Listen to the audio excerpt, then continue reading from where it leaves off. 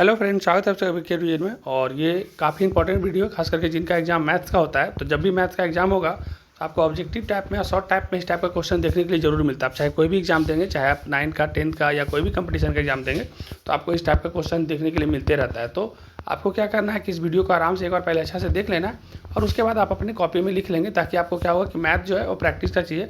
जब आप बना के देखेंगे ना तो आपको आसानी से समझ में आ जाएगा। ऐसे सिर्फ देखने से थोड़ा आपको दिक्कत लग सकता है, लेकिन काफ़ी आसान दिए हैं, ताकि आपको जब एग्जाम में जाएंगे तो आपको तुरंत आंसर ढूंढने में मदद मिलेगा। तो ठीक है, शुरू करते हैं। जैसे कि बहुपद में क्वेश्चन दिया हुआ रहेगा कि px बराबर 2x - 3 का शून्यक। तो शून्यक निकालने के लिए क्या करना होता है कि जैसे यहाँ पर देखिए दिया हुआ है, कि 2x - 3 बराबर 0। तो अगर हम x बराबर निकालना होगा तो देखिए x को अगर हम पहले लाएंगे तो ये जो -3 है वो प्लस में चला जाएगा, और जो ये गुना में था ये भाग में आ जाएगा। तो इसका आंसर हो जाएगा x बराबर 3 - 2। ठीक है, आगे बढ़ते हैं। फिर है कि ऐसी संख्या जिसका दशमलव रूप समाप्त या आवर्ती हो। तो जब भी किसी का दशमलव रूप समाप्त या आवर्ती होता है तो कहलाता है परिमेय संख्या। क्या कहलाता है? परिमेय संख्या कहलाता है। आगे बढ़ते हैं। ऐसी संख्या जिसका दशमलव रूप ना तो समाप्त हो और ना ही आवर्ती हो। यहाँ पर आवर्ती में छूट गया है, तो यहाँ पर आपको ठीक लेना थोड़ा सा, हल्का सा आवर्ती में छूट गया। तो इसको कहते हैं हम लोग अपरिमेय संख्या। इसको क्या कहते हैं? अपरिमेय संख्या। अब आपको एक ऐसा क्वेश्चन दिया हुआ रहेगा कि दिया हुआ है 0.47 और इस पर दिया हुआ है बार। तो देखिए 0.47 में जो बार ये दिया हुआ है ना, और इसके बाद पॉइंट, तो देखिएगा जैसे दिया रहेगा 47 तो आप लिख देंगे 47, और पॉइंट के बाद दो संख्या ना, तो पॉइंट के बाद 2 को 9 बैठा देंगे। क्या करेंगे? 2 को 9 बैठा देंगे। तो संख्या चेंज भी हो सकता है, लेकिन अगर ऐसा रहेगा तो आप ऐसे आंसर लिख देंगे। फिर नेक्स्ट क्वेश्चन दिया हुआ रहेगा कि 18 पे पावर 0, 35 पावर, कोई भी संख्या पे 0 होकर पावर होता है ना, तो कोई भी संख्या लिख दीजिए। जैसे यहाँ नोट में लिख दिए, यहाँ पर नोट में देखिए लिख दिए, किसी भी संख्या पर पावर या घात अगर 0 होता है तो उसका मान 1 हो जाता है। तो देखिए 18 पे पावर 0 दे, चाहे 12 पे पावर 0 दे, चाहे 15 पे पावर 0, उसका मान 1 हो जाएगा। फिर जोड़ का चिन्ह है तो जोड़ का चिन्ह होगा। 35 पे पावर 0 है तो उसका भी मान क्या हो जाएगा? 1 हो जाएगा। किसी भी संख्या पे पावर 0 रहेगा तो मान 1 हो जाएगा। तो देखिए 1, 2, 3, 4, 5, 6 संख्या, 6 के बीच में जोड़ है। गुना रहता है तो गुना करते हैं, जोड़ है तो जोड़ है। तो इस एक ही हो रहा है सबका मान, तो एक 6 बार जोड़ेंगे तो आंसर कितना आ जाएगा? 6। 7 देगा तो 7 आंसर आ जाएगा। कोई भी संख्या पे पावर 0 होता है उसका मान 1 होता है। आगे बढ़ते हैं।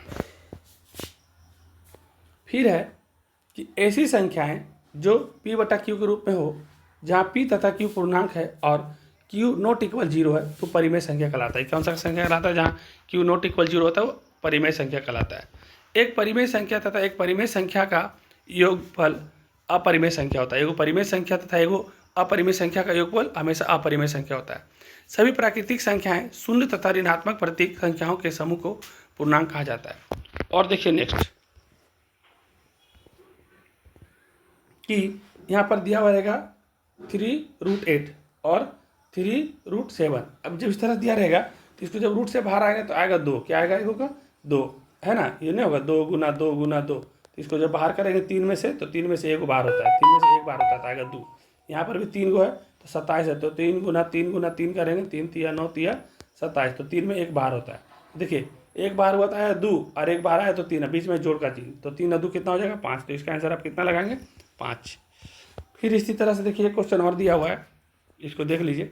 यहाँ पर है 5√6 और यहाँ पर है 2√3। तो देखिए 5√6 है तो 5√6 और 2√3 लिख दिए। अब देखिए रूट के बाहर ये 5 है, रूट के बाहर ये 2 है, ये दोनों को गुना करेंगे तो जाएगा 10। और देखिए 6 में रूट है, 6 में 3 है, दोनों गुना करेंगे, रूट करेंगे 18। यहाँ तक समझ गए होंगे।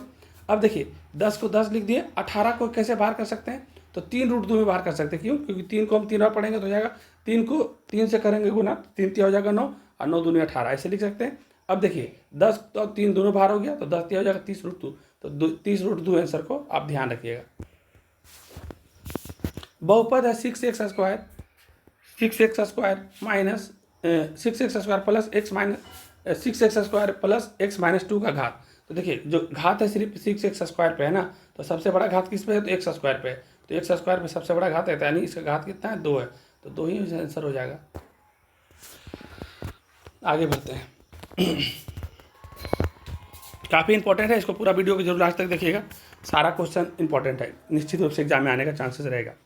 बोल रहा है वह कोण जो 180 डिग्री से बड़ा किंतु 360 से छोटा हो। मतलब बोल रहा है कि वो 180 से बड़ा हो, क्या होना चाहिए? वो 180 से बोल रहा है बड़ा, 180 डिग्री से होगा बड़ा, 180 डिग्री से होगा वो बड़ा, और 360 डिग्री से होगा वो छोटा। तो 180 से बड़ा और 360 से जब छोटा हो तो उसको प्रतिवर्ती कोण कहते हैं। उसको क्या कहते हैं? प्रतिवर्ती कोण कहते हैं। अब आपसे देखिए क्वेश्चन और पूछ रहा है कि घड़ी आप लोग देखे होंगे, तो घड़ी में अगर 3 बजेगा तो घंटे और मिनट के बीच कितना डिग्री का कोण बनता है? देखिए हम समझा रहे हैं। घड़ी ऐसे रहता है, आप देखते होंगे यहाँ 12 बजता है, यहाँ 3 बजता है, यहाँ 6 बजता है, यहाँ 9 बजता है, और अब 3 बजेगा तो 3 बजेगा तो एक कांटा यहाँ रहेगा, एक तो कांटा यहाँ रहेगा।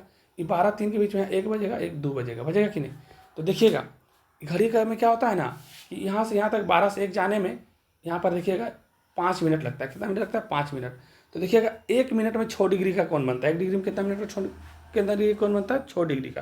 तो 12 से 1 जाने में 5 मिनट लगता है, तो 6 5 30 डिग्री का कोण बनेगा। फिर यहाँ से यहाँ जाएगा तो फिर 30 डिग्री का बनेगा, यहाँ से यहाँ फिर जाएगा तो 30।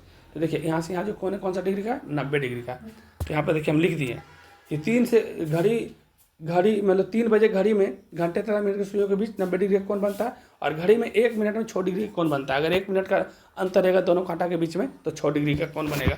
और देखिएगा कि एगो कांटा 3 पे है और एगो कांटा 12 पे है, तो 15 का अंतर हो गया, 5 या 15 मिनट का, तो 15 मिनट मतलब 15 छक्का 90 मिनट का अंतर हो जाएगा। तो 90 डिग्री का कोण बन जाएगा। 1 मिनट में 6 डिग्री है तो 15 मिनट में 15 छक्का 90 डिग्री का अंतर हो जाएगा। ठीक। फिर है त्रिभुज में किसी भुजा के मध्य बिंदु को सामने के शीर्ष से मिलाने वाली रेखाखंड कहलाती है। तो देखिएगा इसको माध्यिका कहते हैं। इसको क्या कहते हैं? मीडियन कहते हैं।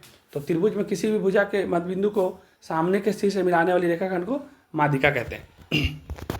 यदि 2 कोण इस प्रकार हो कि उनके शीर्ष बिंदु एक हो, एक भुजा आम हो और शेष भुजाएं विपरीत किरणें हो, तो उन्हें रेखीय युग्म कहा जाता है। इसको अच्छा से आप नोट कर लीजिएगा। त्रिभुज के तीनों कोणों के आपको पता होगा 180 डिग्री होता है, और समकोण त्रिभुज का क्षेत्रफल भी पूछ सकता है, किसी का पूछ सकता है कि किसका कितना होता है। तो आप इसका क्षेत्रफल बराबर लिखिएगा समकोण त्रिभुज का कि हाफ गुना आधार गुना ऊंचाई होता है। आगे बढ़ते हैं। उसके बाद कुछ ऐसा क्वेश्चन पूछ सकता है कि 2 भिन्न बिंदुओं से होकर कितना रेखा खींच सकता है? 2 से 2 को भिन्न बिंदु, एक बिंदु यहाँ है, एक बिंदु यहाँ, क्या को रेखा खींच सकते हैं? एक ही को खींच सकते हैं। कहीं भी एक बिंदु यहाँ है, एक बिंदु यहाँ, क्या रेखा खींच सकते हैं? एक ही खींच सकते हैं। एक बिंदु यहाँ है, एक बिंदु इधर है या इधर है, तो कभी भी 2 बिंदु के बीच में खींचेंगे तो एक ही खींचाएगा, 2 बिंदु के बीच में खींचेंगे तो एक ही खींचाएगा। तो कभी भी पूछते 2 भिन्न बिंदुओं से होकर कितना रेखा खींचा जा सकता है? एक रेखा खींचा जा सकता है, 2 अलग अलग बिंदु है तो। और 56 डिग्री का पूरक कोण क्या होगा? देखिए पूरक कोण बराबर होता है 90 डिग्री। पूरक कोण बराबर कितना होता है? पूरक कोण बराबर होता है 90 डिग्री। पूरक कोण का मान पूछ देगा तो 90 डिग्री। लेकिन बोल रहा है कि 56 के पूरक कोण का मान कितना होता है? 56 के पूरक मान कितना होगा? तो 90 माइनस 56 कर देंगे। 90 माइनस कितना कर देंगे? 56। आंसर आ जाएगा 34। कुछ भी दे सकता है। अगर बोल देगा 23 डिग्री का तो 90 माइनस 23 कर देंगे। बोल देगा 47 डिग्री का तो 90 माइनस 47 कर देंगे। ठीक है। पूरक कोण निकालने के लिए बोलेगा जितना डिग्री देगा उतना 90 में घटा देंगे। समपूरक देगा तो 180 में घटाएंगे। समपूरक देगा तो 180। देखिए यहाँ पर इसीलिए समझा दिए कि समपूरक कोणों को योग देगा तो 180 में।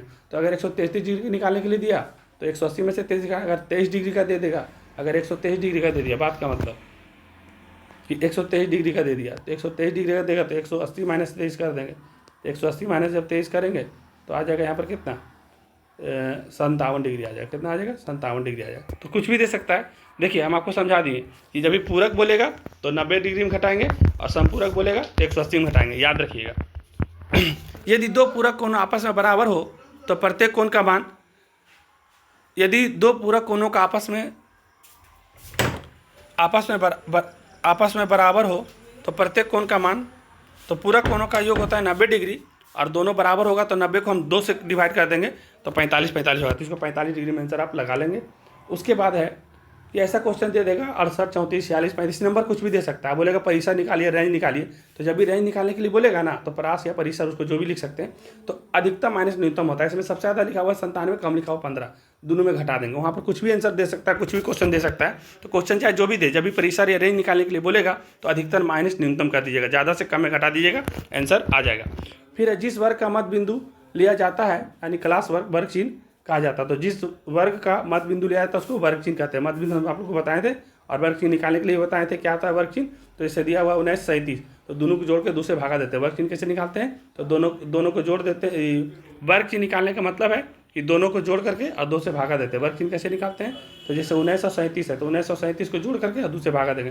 तो 1937 को जोड़ेंगे 56, 56/2। कुछ भी दे सकता है, डिजिट चेंज भी करेगा। तो दोनों को जोड़ के 2 से भागा दीजिएगा तो वर्ग चिन्ह आपको निकल जाएगा। आगे बढ़ते हैं। उच्च सीमा तथा निम्न सीमा का अंतर कहलाता है परिसर। और जो उच्च सीमा और निम्न सीमा का जो अंतर है ना, तो वही कहलाता है परिसर। परिसर पूछेगा तो ज़्यादा माइनस कम यानी उच्च सीमा और निम्न सीमा का जो अंतर है उसी को कहते हैं हम लोग परिसर। ठीक है, आगे बढ़ते हैं। उसके बाद आपसे ऐसा क्वेश्चन भी दे सकता है कि आंकड़ों का संग्रह कोई पद जितनी बार आता है, तो कोई भी पद आंकड़ों का संग्रह में जितना बार आता है उसको बारंबारता या फ्रीक्वेंसी कहते हैं ना, बारंबारता फ्रीक्वेंसी। बारंबारता में आपको 7, 9, 10 का मिलान चिन्ह दे सकता है। तो मिलान चिन्ह में क्या होता है ना कि आप कभी भी 5 से ज़्यादा नहीं लिख सकते, कभी भी क्या कर सकते हैं 5 से ज़्यादा नहीं लिख सकते। इससे 7 का बोलेगा लिखने के लिए तो 1, 2, 3, 4, 5 और 2 अलग लिखना पड़ेगा। या फिर ऐसे नहीं लिख सकते हैं तो आप ऐसे लिख सकते हैं। कैसे लिख सकते हैं? तो आप ऐसे लिख सकते हैं कि 1, 2, 3, 4 और उसके बाद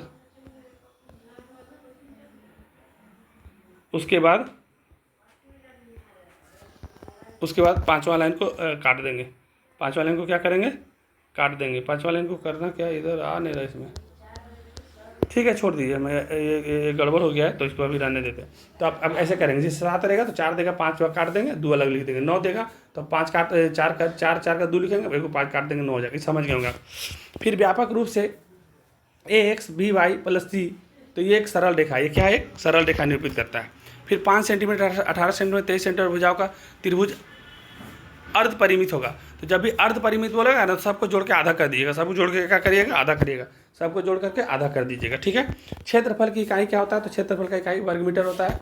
और थोड़ा सा और बस बताएंगे, बाकी आपका इसी में से बहुत सारा क्वेश्चन मिल जाएगा। चतुर्थांश निकालने के लिए देगा तो देखिएगा चतुर्थांश में क्या होता है ना कि चतुर्थांश में होता है जो सब पहला वाला में दोनों प्लस होता है, दूसरा वाला में एगो माइनस एगो प्लस होता है, तीसरा वाला में दोनों माइनस होता है, और चौथा वाला में जो होता है पहला प्लस माइनस होता है। अब देखिए ज़्यादातर ना पहला और तीसरा पूछता है, तो पहला वाला में दोनों प्लस होता है और तीसरा वाला में दोनों माइनस होता है। यही दोनों को एगो पूछेगा, चाहे पहला चाहे तीसरा। पहला वाला में दोनों प्लस रहता है और तीसरा वाला में दोनों माइनस, इसी दोनों में से कोई एगो ज़्यादा पूछने का चांस रहता है। फिर मूल बिंदु के निर्देशांक 0, 0 होता है।